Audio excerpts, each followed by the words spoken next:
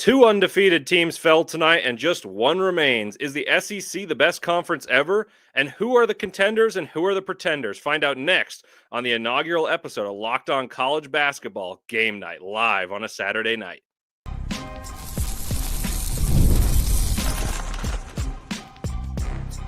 You are Locked On College Basketball, part of the Locked On Podcast Network. Your team every day. Hello and welcome into the inaugural episode of Locked On College Basketball Game Night, where we get to talk about the nitty-gritty of the games we saw this weekend, give you live reactions and much, much more.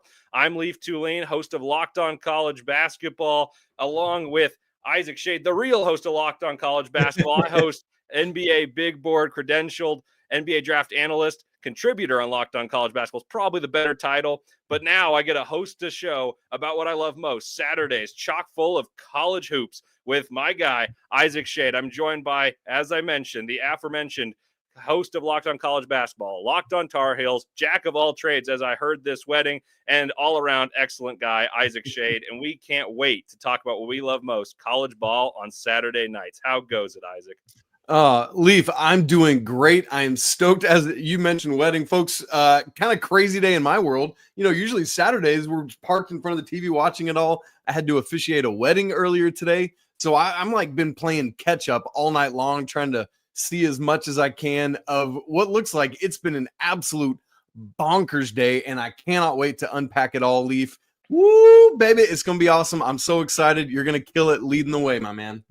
Well, I can't wait. I'm happy to be here, and I'm happy you joined me for the ride.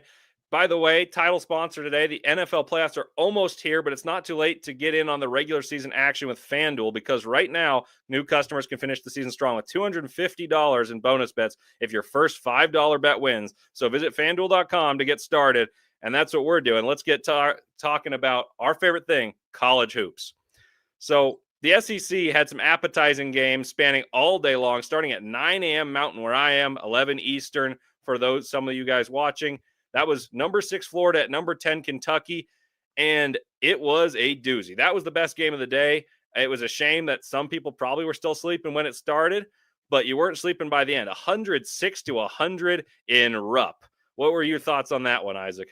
Yeah, absolutely. What's nice, Leif, is actually this one got going before I had to leave for the wedding, so I actually got to watch most of it. It just like barn burner of a game. I love when we get college basketball games where offense is highlighted. It's so crazy because for Kentucky, you had all 5 starters in double digits, but they're all between 14 and 19. But the story was Kobe Brea, man, coming off the bench, dropping 7 trays on his way to 23 points.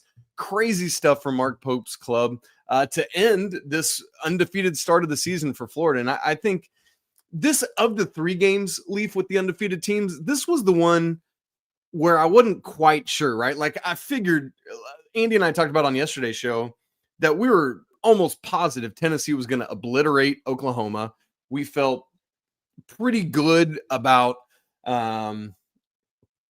oh gosh, I'm missing my Alabama and Oklahoma. About Alabama taking care of about Alabama and about Tennessee knocking off Arkansas, about Alabama killing Oklahoma. But this was the game just wasn't really sure on, you know. It could go either way. Florida's so good with all these guards. Walter Clayton dropping in 33, Elijah Martin 26, crazy stuff, and was very excited for that. And so I love that this was first game out of the gate, 11 a.m.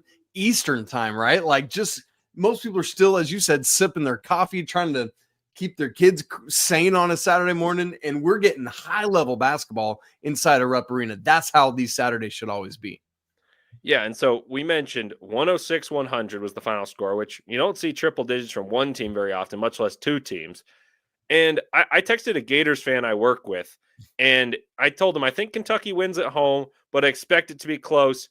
But I think it's because you neutralize, speaking of the Gators, I think the Gators neutralize Carr and the mismatches he causes because you got pretty good size, but I expect one of Brea or Robinson to have a shooting performance to counter that. Well, both of them shot great, and the entire Kentucky Wildcats team shot the cover off the basketball, and Florida still had a chance. So that's going to beg a few questions. But then on the flip side, before I ask those questions, Florida's backcourt was unbelievable. You could not stop them. Walter Clayton, 33. Elijah Martin, 26. Big shot after big shot. But it wasn't quite enough due to the balance of Kentucky. They had 6 guys score over double digits and a couple of them over 15 points. So I got 2 questions for you. 1, which team do you believe in more? And 2, which recipe do you believe in more? The star power of Florida or the unpredictability / balance of Kentucky? What's nice, Leif, is that I don't think we have to necessarily pick. I'm going to because you asked me to, but I like that we don't have to because there's room for both of these teams to be incredible. I do want to mention, because you said it, Florida had been holding its previous 4 opponents to 20% from 3. Giving up, it was like just about 5 threes a game. Kentucky in this game, 48%, 14 made threes. So they really bucked that trend. I really do like Kentucky's ability to come from anywhere with a multitude of guys, depending on what game script has, whatever it's going to be, that Mark Pope's club can beat you in a multitude of ways. You just kind of laid some of that out there, Leif. And that unpredictability, I think maybe for some fans is like, well, who's going to be our guy? I think for success on the court, I think that's a great thing because how on earth do you prepare? If you're Todd Golden or whatever team's coming up, right? It's like, I don't know how I have to prepare my squad. I like that, but I do think you need the star power at the same time. Like on a neutral court, I think Florida probably wins this game today, if we're being honest. Not by much, but I think that the Gators would have walked away the victors on a neutral today. And I think that you need a Walter Clayton. I think that you need an Elijah Martin. And what's nice, though, about Florida's thing is though you have that star power, Leaf, I don't think there's like this, I'm the dude, get out of my way kind of mentality. I feel like they're very more than willing to play with a lot of balance. And let's throw in Will Richard along with those 2 guys as such, if not the most dynamic 3 guards in America, then, I mean, it's got to be a top 3 backcourt lineup for the Gators. Oh, no doubt about it. I mean, I think Walter Clayton's an All-American. I tweeted that out about a month ago, and it's only getting stronger by the day. I think that if Florida plays the way they played today with 33 offensive rebounds against any other team in the nation, they have a chance. I think there's 5 teams that I would say are clearly ahead of Florida and Kentucky. And then those 2 are kind of in that 6 to 10 range, like their rankings reflect. Sure. And those are the only teams that I think would certainly beat the Gators on a game like this. But even then, Florida hit a lot of threes themselves. They got 33 rebounds, 12 offensive rebounds, dominated the glass during portions of this game. Kentucky just happened to hit 14 threes, 14 of them. That's 42 points in a college basketball game. I've seen games score about that many. Like, that's pretty insane. Yeah, I mean, you watch Virginia a couple times and you get used to that scoreline. So now my last point would be Walter Clayton is an All-American, but I don't think he's a point guard. So while I do think I would take the star power on a neutral court, and maybe if Florida were playing neutral, they do win this game. But I do like the unpredictability and just the winning recipe that no matter who's playing well, who's not. Mark Pope's been able to win from behind against Gonzaga. He's been able to win with switching defenses. So I'm not sure I would take Kentucky over Florida, but I like that recipe more. I think it's less top heavy in the sense that if Walter Clayton's off, he's off. Yeah. And what's interesting is we're going to find out pretty quickly because Tuesday, these same Florida Gators host Tennessee back in Gainesville. So that's going to be crazy. While Kentucky gets a little bit of a break, they got to go to Georgia and Mississippi State. And that's the thing, Leif. I think with both of these lineups, obviously playing in the SEC, they're going to be tested like crazy and find like, how do we have to do this season long? How can we pull this off? We're going to find out throughout the season, but I think that might, at least at the regular season level, that might give an edge to Kentucky in what they're able to do. Whereas at the postseason tournament level, it might give an edge to Florida in what Coach Golden's Gators are able to do. I agree with that.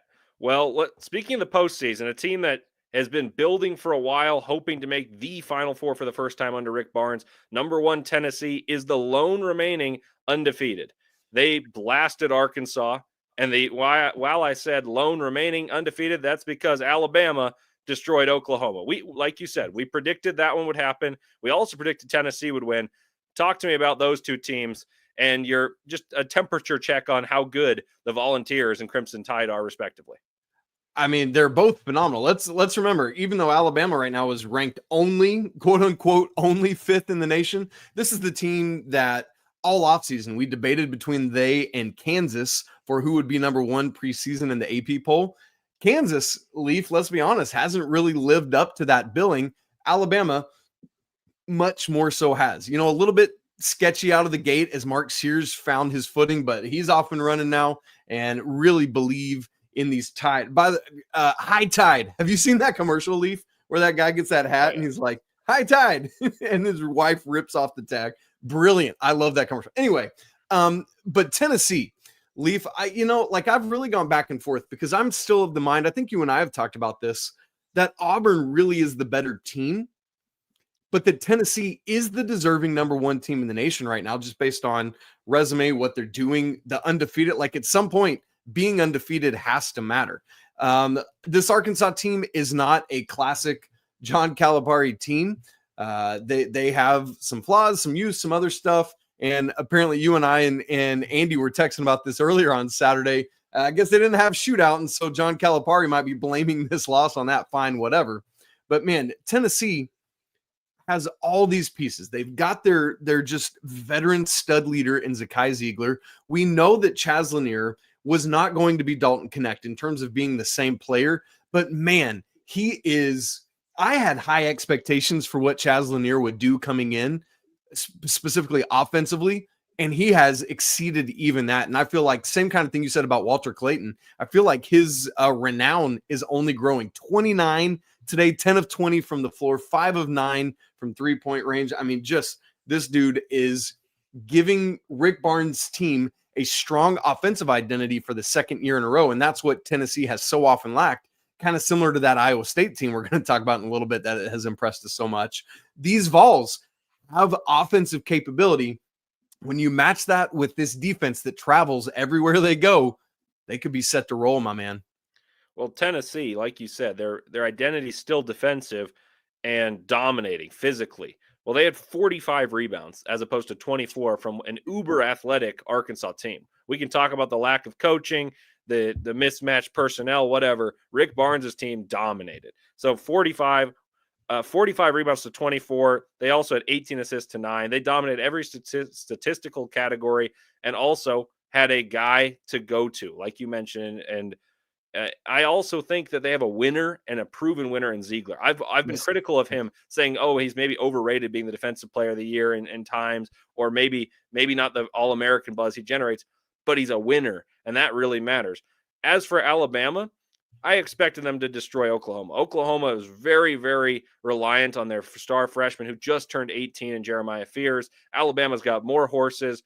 And we talked about them last year at nauseum, being like, oh, if they get hot, they're really tough to beat. Well, they got hot and they were tough to beat. But this year they've raised their floor by adding Cliff Omori and having ginormous front line. They get more rebounds. They're better defensively. They're up to 43rd in Ken Palm. Last year entering the tournament, they're about 100. They're still a top 5 offense, and yet they're kind of sleepwalking. Like, that's the perception I have. I don't think they're that great yet, and they're still number 5 in the country, and they're one of the better teams according to all the metrics. And they're not shooting well at all. They're shooting 30% from 3 as a team, and they shoot the most. So if they get hot, they're a nightmare. So I'm pretty high on Bama. This is not an indictment on Oklahoma, but it was bound to happen, and I think they'll be served a slice of humble pie throughout the SEC schedule. Yeah, and look, you mentioned the front line. Alabama has, between Jaron Stevenson, Grant Nelson, and Omori, are starting 3, 6, 11 dudes. So, for most teams, how on earth are you going to match up with Jaron Stevenson at the 3 just in sheer size? Who has that across the country, right? Like, some teams can take advantage of it, maybe from a quickness or athleticism standpoint, but man, so impressive stuff. And I know Omori hasn't delivered like at the level I think maybe we expected him to, but Grant Nelson gets a double-double in this one. Speaking of double-double, let me quickly just go back to Tennessee, Leif, where, we talked so much of the storyline this offseason was about Jonas Adu heading off to Arkansas, which, I guess we didn't really talk much about that storyline of him coming back to Knoxville in this game, but that Felix Okpara coming in from Ohio State was going to bring that toughness that so many Tennessee fans were mad that Adu didn't have. But let's not miss what Igor Milicic is doing. This dude had 13 points, inefficient, 4 of 11 shooting, and 18 boards to go with it today, Leaf. Him being able to do that, I don't care what Felix Okpara is doing that. When Milicic is adding that to this team to go along with what Lanier and Ziegler and Jemai Meshack are bringing, so wildly impressive to me. As for Oklahoma, look, as you said, when Fears, a true high school senior, is your best player, there's going to be days, right? Like he 33% from the field today. It's just tough that you're going to have days like that. Better days, I think, are ahead for Oklahoma, but of the 3 remaining undefeated teams, I have the lowest opinion of them as compared to Tennessee and as compared to Florida. I'm right there with you. Well, there's a lot of excellent teams in the SEC, so we're going to have to leave a few off this segment. We'll touch on them next. Coming up next, we'll do some temperature checks on all of those excellent SEC teams, along with the recapping top 25 matchups that transpired in the Big 12. But first, a word from FanDuel. With FanDuel, America's #1 sportsbook, you can do a ton. Because right now, new customers can finish the season strong with $250 in bonus bets if your first $5 bet wins. Well, I like FanDuel quite a bit, and I love to play it on college basketball. Maybe you like Cooper Flag assist. That's one I tend to look for because everyone thinks he's just a scorer. Well, he's more than that, and it's been a successful one. Solomon Ball of UConn, 3-pointers. That's another one I really like. But FanDuel has so many ways for you to pick up a W. I love betting on those players, but you can also bet on not only who's going to win the game, but FanDuel has the bets for which players will score a touchdown, how many points each team will score, and so much more, like I just said. So just visit FanDuel.com to join today. That's FanDuel.com for your chance to win at least $250 in bonus bets if you win your first bet. Make every moment more with FanDuel, an official sportsbook partner of the NFL.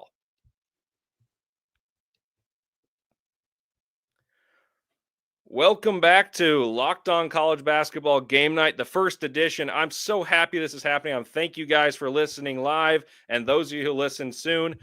The SEC is excellent. We couldn't talk about all of them. We mentioned, though, Isaac mentioned that we both think Auburn's the team to beat right now.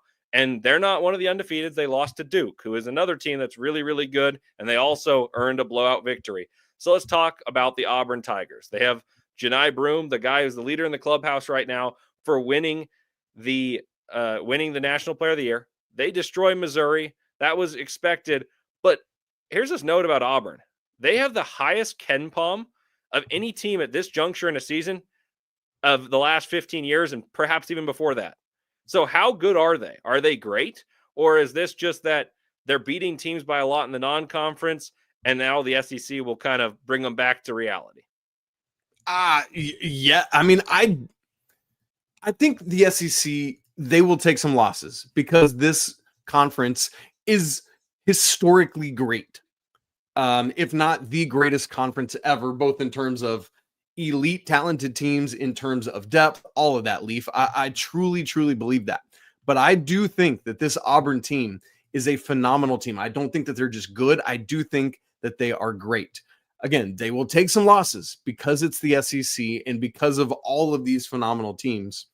But what I like about them, I was just on Locked On Auburn last week with our great boss here at the Locked On College Network channel, Zach Blackerby, and was saying what I love about them is it's not just Janai Broome. Like something you and I talked about a lot last year, Leaf, was how much Tennessee had to rely on Dalton Connect, for example. That's not the case with Auburn.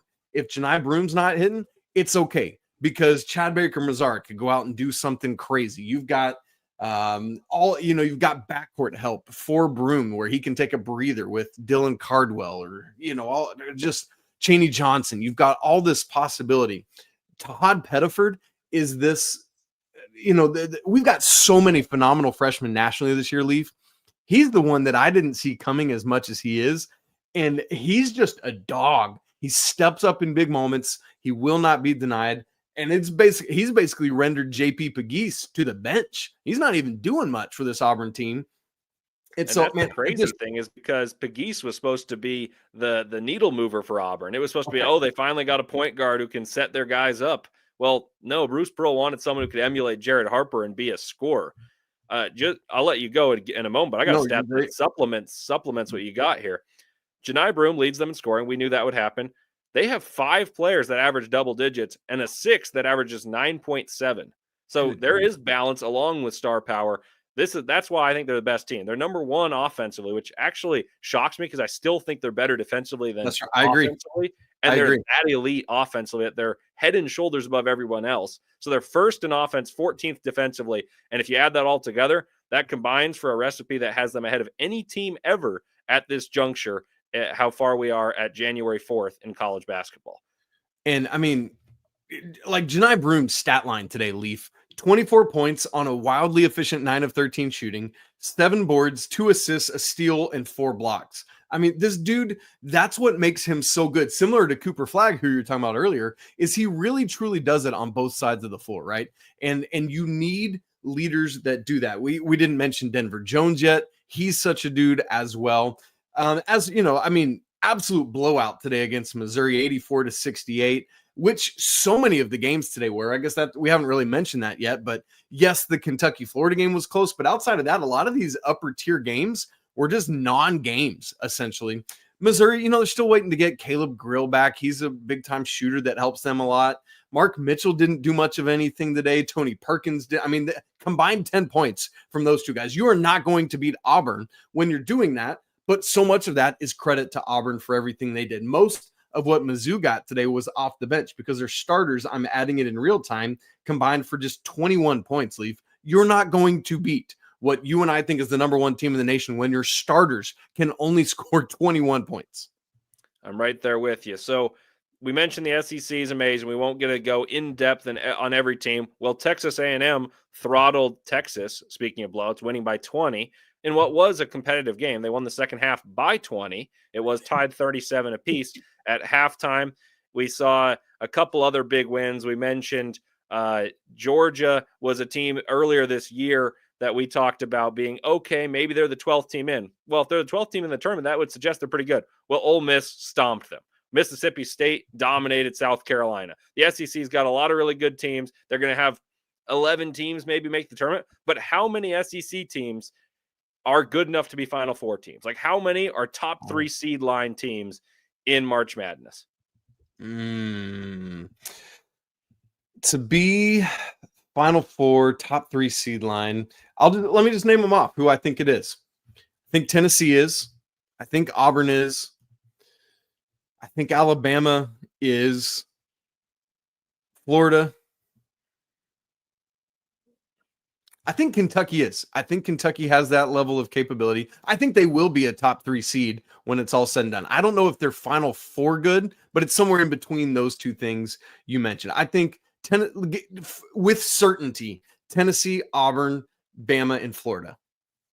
I like that. I'm a little less certain of Florida being Final Four good, but I do think they're a top 3 seed line, and same with Kentucky. I'm in that same boat there, but I think you get 3 Final Four caliber teams and potentially more. And then Texas A&M could be a top 3 seed. I think they probably end up more in the 5 line, but I just want to suggest, hey, it's possible because they've got a pretty good resume so far. So we talked entering the season, who's better, the SEC or the Big 12? Well, the Big 12 shaken out in a way that I'm not sure most of us expected, but I'm pretty sure the Big 12 runs through Ames, Iowa at Hilton Colosseum. Iowa State's really, really good. They beat Baylor, and it wasn't a blowout from the beginning, but you could never think if you watched that game that Baylor had a chance.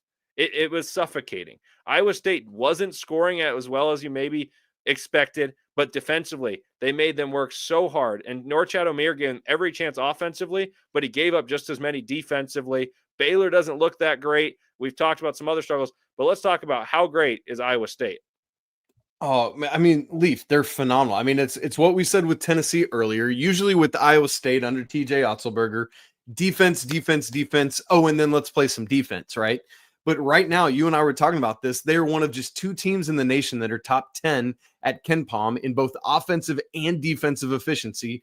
Well, we looked at Auburn being so close. It's not even them. It's Duke and it's Iowa State. And the Cyclones right now are 8th as we record, right? Like Ken Palm's always fluctuating, but right now Iowa State is 8th at both offensive and defensive efficiency. And what I love, kind of similar to what we were talking about with Kentucky, is Leif. I feel like they can get this offensive production from a whole bunch of different places. Like any of these starting 5, I'm like, you could beat me on just about any given night. Maybe not Deshaun Jackson, but like Deshaun Gilbert has been the absolute dude this season.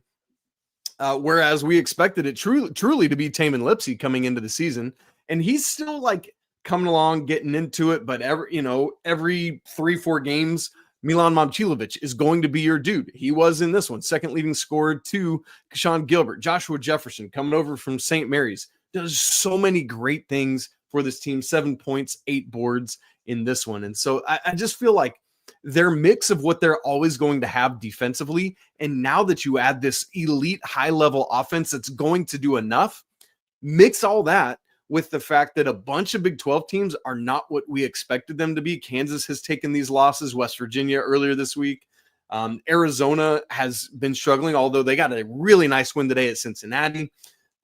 Houston got a great win at BYU today, but they've not been, as elite as what we're talking about with Iowa State. I'm right with you. What you said in your comment just a second ago, I think the Big 12 runs through Ames right now, and that is crazy to say. One more point, because I agree with everything you just said. Like absolutely everything was perfect. The one more point that I would give you is they're playing faster too, because teams that could beat the Virginias of years past when Tony Bennett really had things rolling at Virginia were the teams that said, hey, we're going to keep it close enough to have a puncher's chance.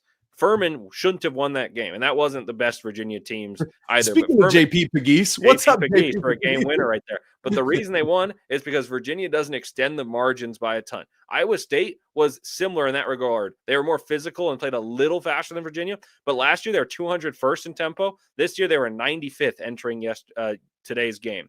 And not to mention, last year they were in the 50s offensively. Well, right now, top 10. So you've got a great mix. Tamin Lipsey, supposed to be an All-American. Well, they actually have another All-American guard in Deshaun Gilbert, who right now, if I had a ballot, would be first-team All-American. I value winning a lot, but I think this is a real deal team. And we're going to talk about some of the contenders and pretenders coming up next. We'll talk about, is Kansas, the preseason number 1, a contender? Can Bill Self figure it out? Is Houston, who we had top 10, and they just won by 31 against a team with potential top 10 pick on it? Are they contenders? I don't know. But I'll tell you what, the last segment's coming up, and I'm excited for it. We're doing some New Year's resolutions, a evaluation of contender and pretender, and giving New Year's resolutions to each contender. But first, a word from Rocket Money.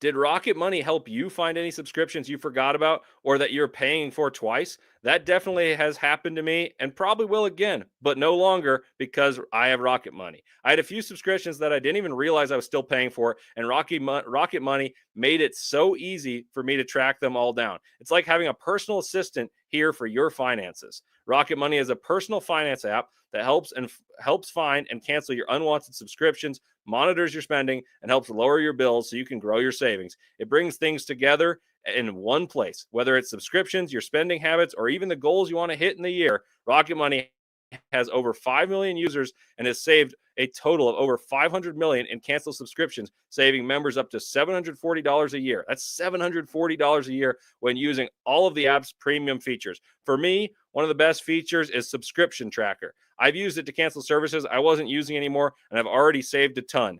With their goals feature, I've been able to automatically set aside money for the future, so no more stressing about budgeting every month. Cancel unwanted subscriptions and reach your financial goals faster with Rocket Money. Go to rocketmoney.com/lockedon today. That's rocketmoney.com/lockedon. rocketmoney.com/LOCKEDON.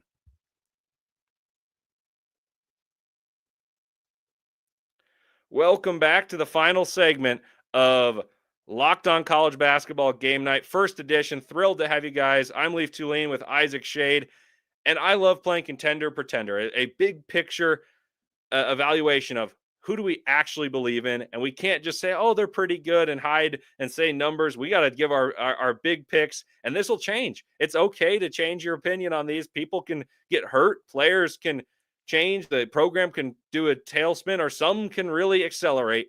Well, we left off talking about the number one team in the country preseason, Kansas, a team I really believed in. They don't look particularly good. Houston, who won the Big 12 in their first season in the Big 12, they didn't look particularly good. So I'll just leave it here. We talked about a few contenders that we believed in the SEC. So I'll rattle the ones off that I think that we believe in. Auburn, I'm assuming we're saying contender because that's the best team in the country. Now, here's an interesting one. Tennessee, I'm not all the way sold on because I don't think they've beaten many teams. Like Illinois is a solid team, perhaps is the best team in the Big Ten that we maybe can dive into that as well. Hey, can we just mention what they did to Oregon on Thursday night, Leaf? That was crazy. A nice 32-point win in Eugene. Not so worried about traveling to the West anymore, are we? Oh, good night. Yeah, I love Kasparis Yakachonis. Their defense is startlingly good considering that Brad Underwood in a press conference said, hey, they play like we're going to give up 80 to a high school team, something along those lines.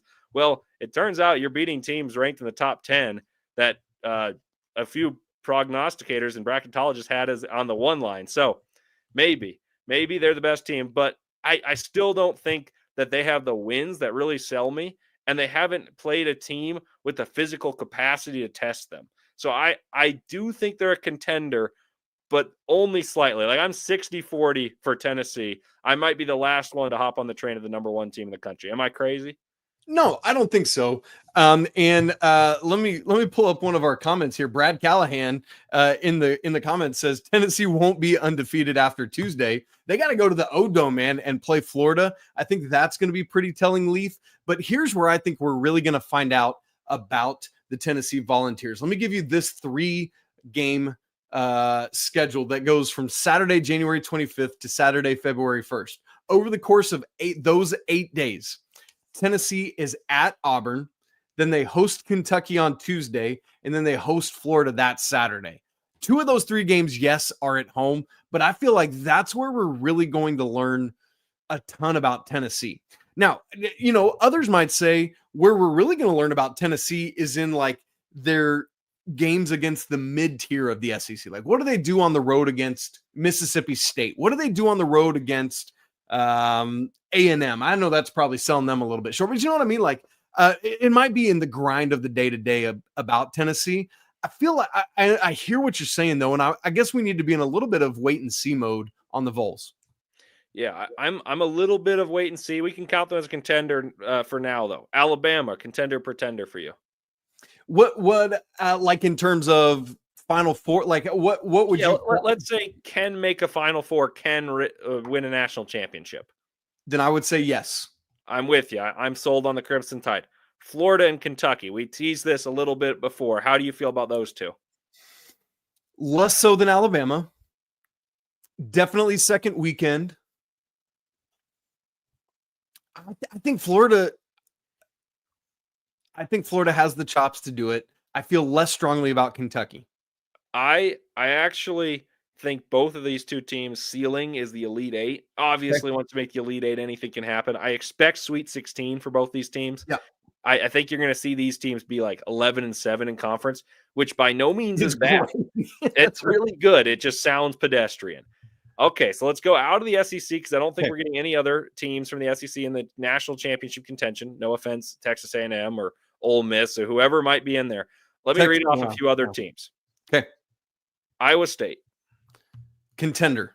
I'm with you. Leaf, listen to this. One quick thing on the Cyclones.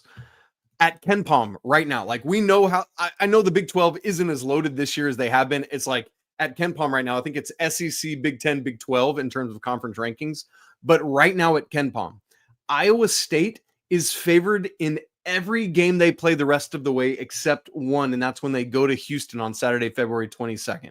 That is crazy to me that in their final 18 games in the Big 12, they are favored in 17 of them. And I just think that speaks to how much not only our eyeballs see what Iowa State's doing, but how much the computers believe in them as well. They've always been a bit of a computer darling, much like Houston. Speaking of Houston, how do you feel about them? Contender or pretender? I feel similarly about Tennessee. I want to say contender, but I am in a little bit of wait and see mode. The hard thing is their losses, I get all of them. Auburn in a neutral site. Almost everyone's going to lose to Auburn. That's a 5-point loss. But, They but lost that to was in Bama. the city of Houston, though. That's fair. That's fair. After Auburn, that was the plane fight game too, by the way. Lost to Alabama. So they've lost to both Alabama SEC teams. That was in OT. And then to San Diego State in OT by 3. So it's like they've lost a total of 3 games, 2 of which were in OT. That's like, but outside of that, they don't really have any notable win. Like BYU is their most notable win, I would say, right? And so I feel like I'm in wait and see mode with the Houston Cougars. They don't have, like, all due respect to LJ Cryer, he is not Marcus Sasser. He is not Jamal Shed. You know what I mean? And so if you're gun to my head, I'm going to say pretender because I don't think that they have that point guard dude that they've had the last couple of years. Well, I wanted to disagree with you, but I'm right there with you. I don't think they're contenders because, simply put, they don't score easily enough. They can manufacture points by getting extra possessions via offensive rebounds and via turnovers. Against the teams that can match them athletically, they're 0-3.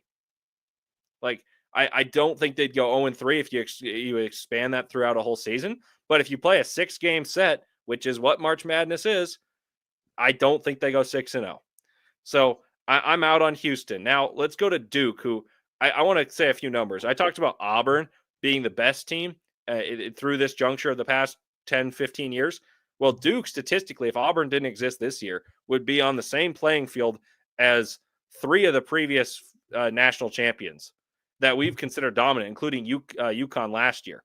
So I'm pretty high on the Blue Devils. I don't like Duke, and I know you're a Carolina guy, but I just got to recognize what they have. It's not just that they have a Diaper Dandy and Cooper Flag. It's not just that it's Duke and the privilege of being on an esteemed team. Like, this team's legit. They're the best defense in college basketball for my money, them along with Houston and maybe Iowa State, Tennessee. But I think they're the best because they can change the way they're playing, and they're not even at their potential yet because they don't force turnovers the way a team like this with ball hawks like they could have did. Like with Zion Williamson, they forced a ton of turnovers and they had a similar recipe, and they got easy buckets. So this Duke team could improve their offense by simply playing more risk-taking defense. And all of a sudden, one of their bigger issues is fixed. So I'm all in on Duke. I assume you have them as a contender as well. Oh, undeniably, I have them as a contender. It's funny you mentioned Zion, and I think part of the reason is it weird to say Duke is being a little bit slept on, maybe because of the SEC, right? Like, Cooper is not this flashy, crazy walking highlight reel in the same way that Zion was. With that, we were being force-fed Zion in a good, and I mean that in a good way, because he force-fed us because of everything he did. With Cooper, he just does everything so well, but that means that it's not like just showing up on your TV at all moments of the day at the same way that the Zion Duke team was in 18-19. Yes, this team is very young. They've got a lot of key contributors as freshmen, but where I think this team is so brilliantly constructed is not only in the defense that you talked about, Leif, and not only with how massive they are, but it has worked so well with these experienced upperclassmen transfers that Coach Shire has brought in. When you think about Sion James and you think about Malik Brown coming over from Syracuse, my goodness, he's disruptive.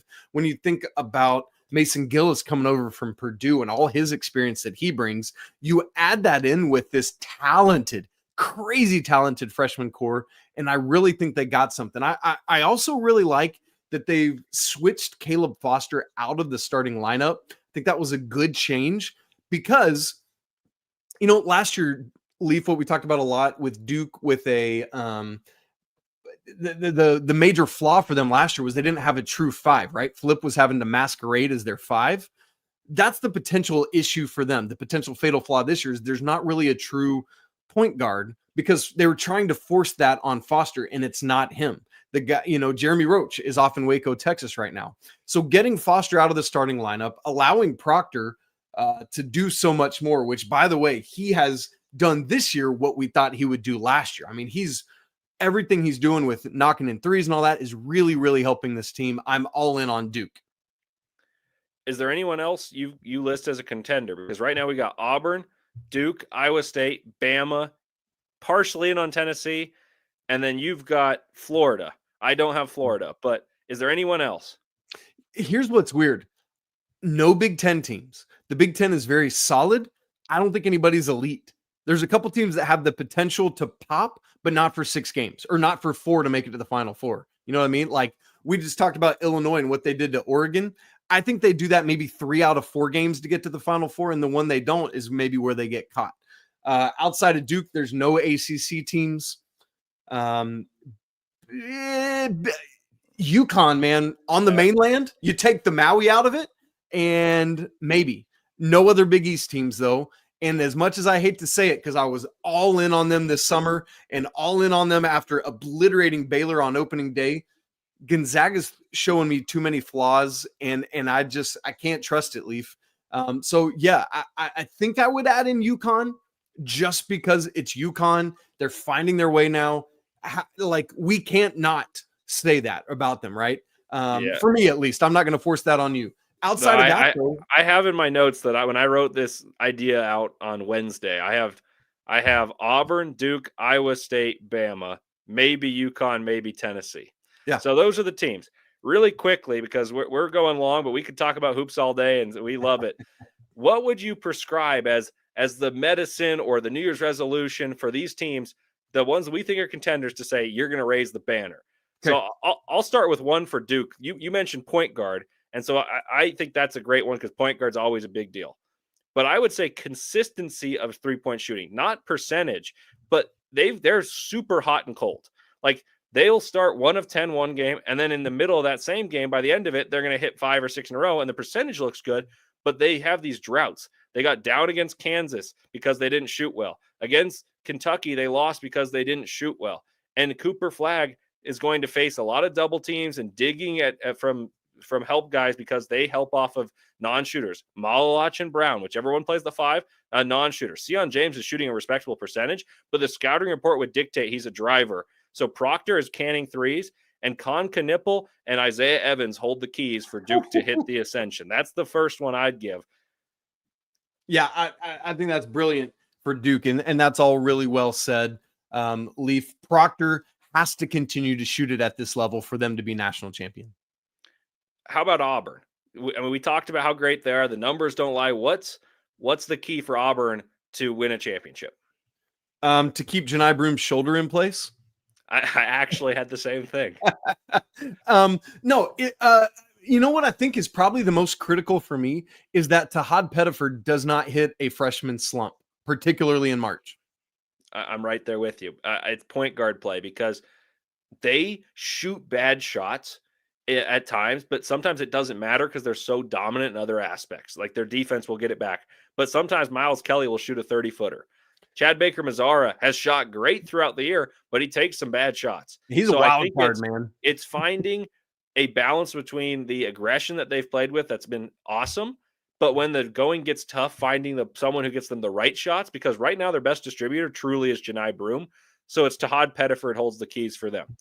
How about Tennessee, who I'm iffy on, but you have a contender. I know you're slightly iffy on them, but I think you're, based on the way I'm reading, you're slightly higher than me. What tells you that they're a true contender? Well, I think part of it is the defense, right? Because we always, as you've been saying, we always talk point guard play when we get to March. That's there in Zakai Zeeler. I'm not worried about that. But the other thing is the game bogs down and defense becomes more critical. This team, again, is number 1 in the nation at KenPom in defensive efficiency. Offense isn't as elite, but they're still 20th in the nation. When Tennessee is going to do what they're going to do defensively, I think their wild card is their offense, right? Like that is what has got to happen. And so we're going to continue to get what we're getting from Chaz Lanier. I think what it is about is that game in and game out, whether it's Milicic or Ziegler or Gainey or whomever, Cade Phil, I don't care who it is, they've got to be able to have secondary and tertiary scorers consistently. If they can get that, they can hit that ceiling.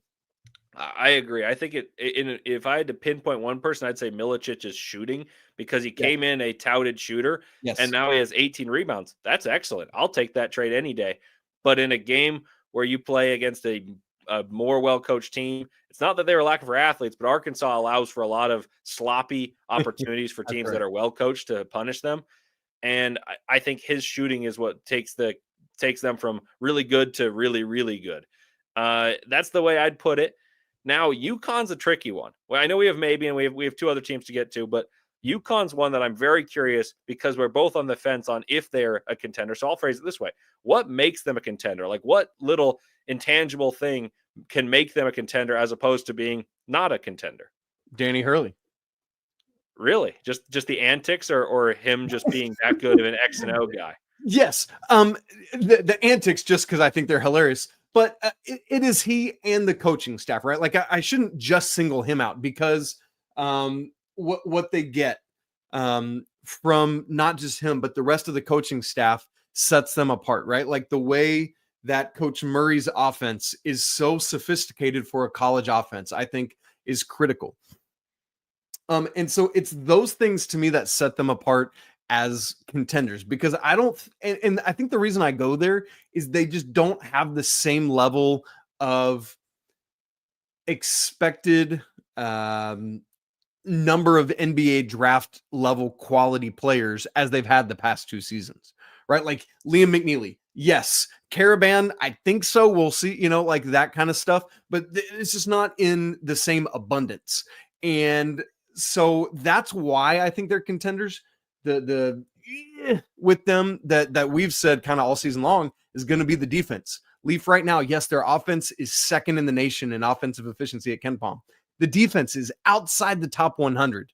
Those teams do not make Final Fours. Alabama was a complete outlier last year with their phenomenal offense, woeful defense. We saw it. Kentucky was that same way last year. They got ousted by Oakland and Jack Golke. UConn's got to shore up that defense if they want to have a hope of making it to San Antonio. And that was where I was going to go. I would say rim protection. They had Donovan Clingan the last 2 years. Clingan was a monster. And not only did they have Donovan Clingan, they had Adama Sanogo, who was a different type of rim protector, but he was a big body, get a bunch of rebounds. And then they had Donovan Clingan, who played stints, and he was even more dominant in those stints because he only had to play 7 minutes in a row. Like, it was crazy. And then last year, Samson Johnson was a change of pace. They went undefeated with Samson Johnson and all that. But Samson Johnson and Terrace Reed aren't the same as those two prior. And they need to stop fouling. Like, that is what hurts them so much, because Samson Johnson fouls out. I think he picks up 5 fouls per 16 minutes. That may have changed recently, but that was a stat as of within the last week and a half. So that's a big deal. Now let's go to a team that is really good defensively. What's the key for the Iowa State Cyclones? Just keep scoring, man. No, with Iowa State, it's keep doing what you're doing, right? Like, it's hard because we worry about teams peaking too early. And I know that sounds almost like a cop-out, like, oh, you're too good already. But it really is difficult for 18 to 22-year-old young men who are going to school, who are doing all these things, to maintain this level of capability throughout the season.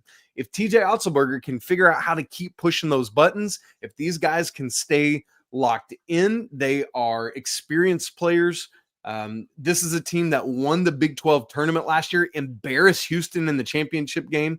I really, truly think they just need to keep doing what they're doing. Sean Gilbert just has to keep playing like an All-American, and they should be in good, here, I'll give you one thing. If Taman Lipsey can up what he's doing back, it doesn't be because of what they're doing. It doesn't even have to be to the level that we expected preseason, but just incrementally continuing to grow, I think that could be a thing that puts them in even better shape. Yeah, I was going to say Lipsey start scoring just a few more points, and Momcilovic is shooting, because he's the true spacer on that team. And then speaking of spacing, I think we'd both agree, Alabama, it's can they find consistent shooting, because they're shooting 30%, they're number 5 team in the country. Is that where you were going with the Crimson Tide? Yeah, it always is. And the defense, right? Like, I think that's better. That's where Nate Oates' teams have been back and forth the last couple of years, is they're always high level offensively, but the defense can be suspect at times. If they can continue to utilize that length, I think Chris Youngblood's back now, right? Did I see that he played? Yeah, he's played, but he hasn't found his legs yet. He's struggling shooting the ball. And that's the nice thing is there's enough talent and depth around for this Crimson Tide team that they can allow him time to work back in, which is really good there. And so I like that. I forgot one other thing I wanted to say about Iowa State really quick, Leif, is that, man, Curtis Jones, somebody had mentioned in the chat, I want to give him credit. Who was it? Paul Lubke. I hope I pronounced your last name right. Paul. Curtis Jones is also the best sixth man in the nation, and deservedly so. Whether that's true or not, Curtis Jones has been a stud of a sixth man, and we just hadn't said his name yet. And I think he is deserving of a big part of why Iowa State is as good as they are too. I'm right there with you. I'd give Malik Brown a shout there in terms of sixth man. Those are probably the best two. But thank you guys all for listening. Thank you for those comments to the first Locked On College Basketball Game Night. It's been a pleasure. Can't wait to do this every single Saturday. We can't wait to make this a staple for you avid fans just like us. And don't miss this typical scheduled programming of this excellent show, Locked On College Basketball, featuring the best analysts around, and Isaac right there, and Andy Patton, who will make regular appearances as well. Thank you guys for making it the first one, and we look forward to seeing you every single weekend.